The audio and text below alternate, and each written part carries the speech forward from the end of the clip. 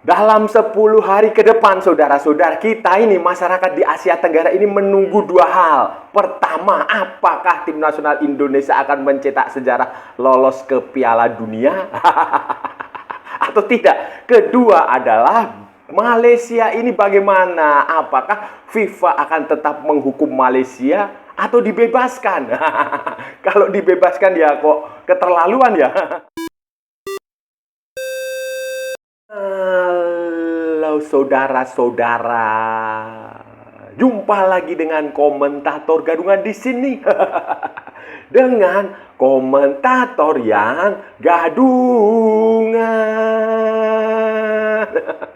Seperti biasa, saudara-saudara, seperti biasa. Kalau kita sudah bertemu, pasti akan ada yang kita bicarakan. Akan ada yang kita perbincangkan, kita ulas, kita analisis, kita cakap, kita bacotin, kita gibahin. Kita cangkeman tentang sepak bola di seputaran Asia Tenggara. Di negara-negara tetangga, negara-negara sahabat, negara-negara serumpun, negara-negara jiran, negara-negara, ya itulah. Indonesia, Malaysia, Thailand, Vietnam, Laos, Myanmar, Kamboja, Filipina, Brunei, Singapura, Timor Leste, Australia, Wakanda, Konoha, negara api, negara angin, negara air, negara dongeng, negara apalagi dan sekitarnya. Semua akan kita bicarakan secara fair, secara jujur, secara adil, tanpa muatan politik, tanpa kebencian, tanpa provokasi, hanya berdasarkan fakta dan bukan klaim semata, saudara-saudara. Tidak ada hoax, tidak ada hoax, tidak ada hoax, tidak ada hoax, dan tidak lebay, baik yang sudah lama maupun yang terkini. Bebas, saudara-saudara, bebas, bebas, bebas, bebas. Yang penting sopan. Jadi begini saudara-saudara, jadi begini perkembangan yang terjadi dari negara tetangga kita soal hukuman yang diberikan FIFA kepada Malaysia terhadap 7 pemain naturalisasi, 7 pemain asing. 7 pemain apa? Keturunan, 7 pemain warisan itu terus bergulir. Malaysia sudah mengirim tim untuk pergi ke Zurich. Zurich di markas besarnya FIFA di Zurich. Saya nggak tahu apakah di Zurich, apakah di Doha ya sekarang ya markasnya, karena di Doha juga ada kantor di sana. Dia pergi ke sana untuk mengajukan membawa dokumen banding. Katanya mereka mengakui ada kesalahan teknis ya. Ya mereka berpendapat bersikeras bahwa proses pemberian kewarganegaraan itu sah menurut undang-undang Malaysia dan sudah sewajarnya FIFA mengakui itu.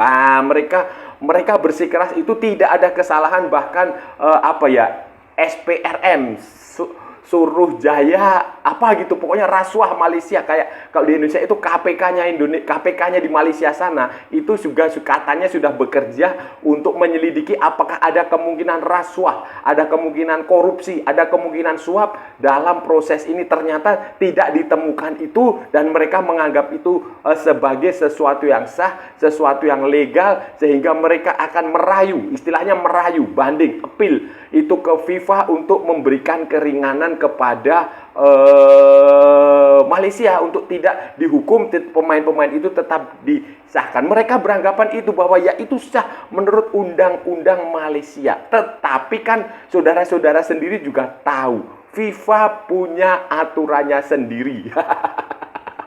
Tidak semua warga negara yang sah menurut undang-undang di sebuah negara itu diizinkan untuk membela FIFA, membela tim nasional di pertandingan level FIFA. Saudara-saudara semua sudah tahulah. Saya sudah nggak usah dijelaskan lagi, saudara-saudara semua sudah tahu pemain asing, pemain impor, pemain apapun itu, keturunan dan lain-lain itu kalau dia boleh bisa membela tim nasional itu kalau dia sudah berdomisili di sebuah negara itu 5 tahun atau dia memiliki keturunan darah dari kakek, nenek, ayah, ibu, atau orang itu sendiri lahir di negara itu, baru boleh membela tim nasional walaupun secara undang-undang kewarganegaraan sebuah negara itu dia sah, tetapi belum tentu di mata FIFA. Menunggu hukuman apa banding itu hasil keputusan banding dari FIFA, saudara-saudara. Klub-klub pemain yang punya pemain ini, 7 pemain ini sudah membekukan lah, sudah dibekukan lah, mereka juga sudah mengambil tindakan, termasuk dari Johor Darul Taksim yang langsung dibekukan oleh Malaysian Football League. Kemudian Liga Champion Asia Elite juga sudah membekukan pemain ini, mereka tidak bisa tidak dimainkan. Pemain-pemain Johor itu si Irazabal, Hevel, sama satu lagi siapa itu tidak dimainkan dalam pertandingan Liga Champion Asia Elite melawan Machida Selvia. Kemudian yang di abroad juga sama, yang di luar, di Spanyol, Deportivo Alaves itu dengan tegas sudah mengeluarkan pernyataan resmi tidak akan menggunakan tenaga Facundo Garces sampai masalah ini selesai. Mereka istilahnya membekukan statusnya, digantung lah, tidak dimainkan dalam pertandingan La Liga, pertandingan apapun yang sesuai dengan sesuai dengan hukuman FIFA itu. Begitu pula dengan Holgado itu pemain dari América de Cali, salah satu klub yang cukup bagus di Kolombia, di Amerika Selatan. Nah, itu juga dia tidak sudah membekukan posisi Holgado. Kemudian begitu pula Vélez Sarsfield, Imanol Macuca ya. Imanol Macuca siapa itu juga posisinya sudah dibekukan oleh Vélez Sarsfield, tidak lagi akan dimainkan dalam pertandingan-pertandingan di kompetisi Argentina, Liga Primera Argentina, Copa Argentina, macam-macam di Argentina, Amerika Selatan itu dibekukan. Semuanya tidak mau mengambil risiko, semuanya menunggu keputusan akhir FIFA dalam 10 atau 2 minggu ke depan lah, saudara.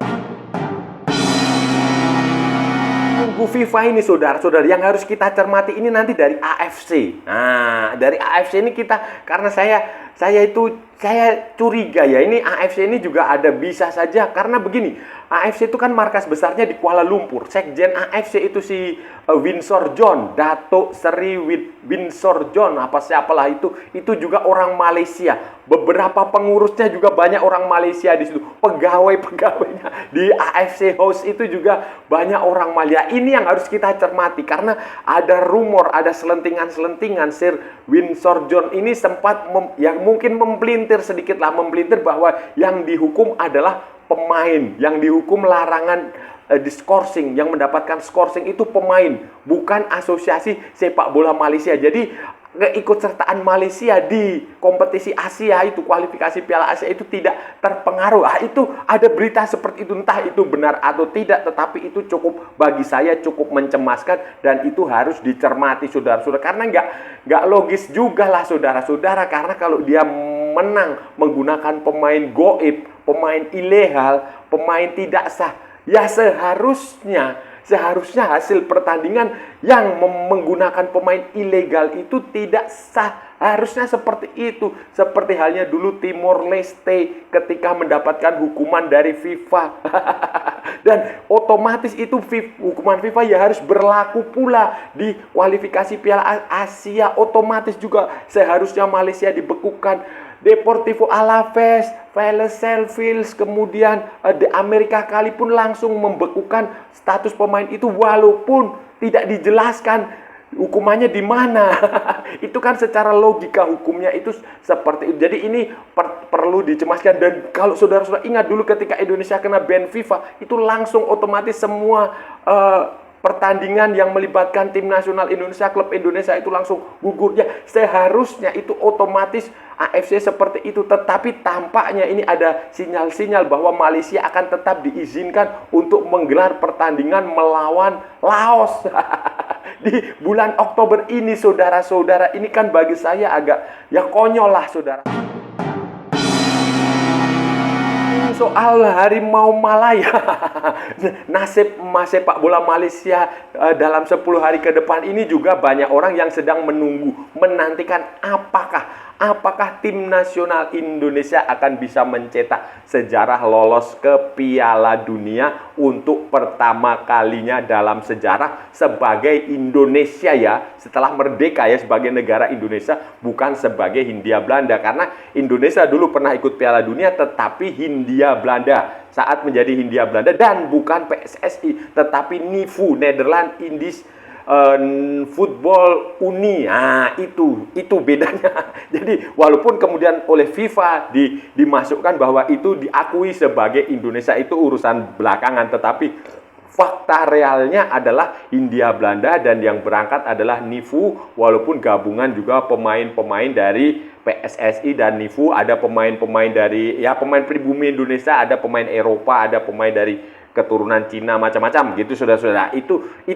yang sedang kita nanti, dan ini akan menjadi pertaruhan yang ya cukup menarik lah, saudara-saudara. Pertaruhan cukup menarik. Indonesia akan menghadapi Arab Saudi di pertandingan pertama, kemudian menghadapi Irak. Dan Indonesia sudah mengumumkan daftar pemain. Di situ tidak ada Marcelino Ferdinand, ya nggak tahu alasannya apa.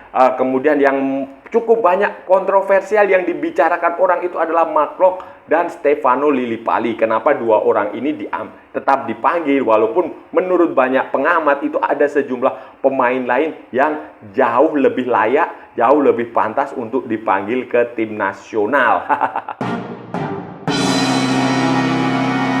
Indonesia ini, saudara-saudara, Arab Saudi juga sudah mengumumkan skuadnya.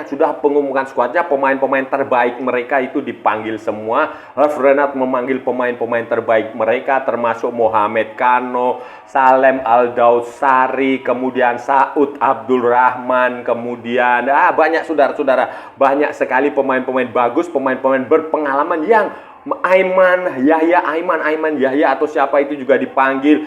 Semuanya pemain-pemain bagus yang berpengalaman. Mereka tidak memberi kesempatan kepada pemain-pemain muda untuk ambil bagian, karena bagi Arab Saudi ini penting sekali. Dan Arab Saudi juga sudah menjalani 2 pertandingan di Eropa. Mereka mempersiapkan skuad melawan Makedonia Utara dan Republik Ceko. Mereka beranggapan bahwa lawan yang dihadapi Indonesia adalah dari Eropa. Karena ya memang mayoritas pemain keturunan Eropa dididik, dibesarkan oleh sistem pembinaan sepak bola di Eropa, sehingga Arab Saudi perlu mengantisipasi itu dengan menghadapi pemain klub dari Eropa. Begitu pula Irak juga sudah Irak sudah mulai mendaftar pemainnya, juga sudah dikeluarkan. Mereka memanggil pemain-pemain yang tidak berbeda jauh dari pemain-pemain yang selama ini sudah memperkuat tim nasional Irak kemarin di pertandingan Kings Cup di Thailand melawan melawan Hong Kong dan melawan Thailand. Ini juga tim yang sangat bagus. Graham Arnold di situ sebagai pelatihnya, walaupun dulu ketika Indonesia dikalahkan Irak berkali-kali itu adalah pelatihnya Jesus Casas. Sekarang pelatihnya Graham Arnold. Ini 2 pertandingan yang amat sangat berat dan harus diperlakukan secara khusus oleh Indonesia. Fokus saja ke sini, fokus saja ke lapangan, fokus saja ke masalah teknis. Nggak usah abaikanlah rumor-rumor soal wasit, soal non teknis, saudara. Saya pelatih Indonesia, saudara. Kalau saya pelatih Clivert nih ya, saya akan menghadapi Arab Saudi maupun Irak itu yang saya pentingkan adalah menang, bukan main. Mau main bagaimanapun, mau parkir bus, parkir truk, parkir pesawat, tidak masalah. Yang penting kita menang, mencetak gol, menang, lolos. Itu saja. Jadi menurut saya taktik yang paling masuk akal, paling logis, paling bagus untuk menghadapi Arab Saudi dan Irak adalah parkir bus, defensif lah. Gak usah sok-sokan kita menyerang, karena kita punya justru menyerang itu kita mengandalkan serangan balik saja, karena kita punya kemampuan di situ. Ada tambahan Meliano Jonathans punya kecepatan yang bagus menurut saya. Ada Yakob, ada Yance, ada pemain-pemain cepat lainnya. Oleh Romney kemungkinan saya nggak tahu apakah dia sudah bisa main atau tidak, tetapi bagi saya itu akan jauh lebih bagus bermain bertahan, kemudian melancarkan serangan balik cepat dari sayap, dari tengah, dari manapun. efektif. Main seperti itu jauh lebih bagus daripada Anda berusaha untuk ball possession, untuk tiki taka, untuk menguasai lapangan, untuk mendikte permainan. Itu bagi saya mubazir melawan Arab Saudi maupun melawan Irak. Lebih baik kita bertahan tetapi menang daripada kita berusaha menyerang, berusaha ball possession tapi kita kalah dan gagal. Karena di sepak bola itu yang dihitung adalah skor akhirnya, adalah kemenangannya, adalah tiket ke Piala Dunia yang dikenang, bukan kekalahannya, bukan ball possession 90%, bukan.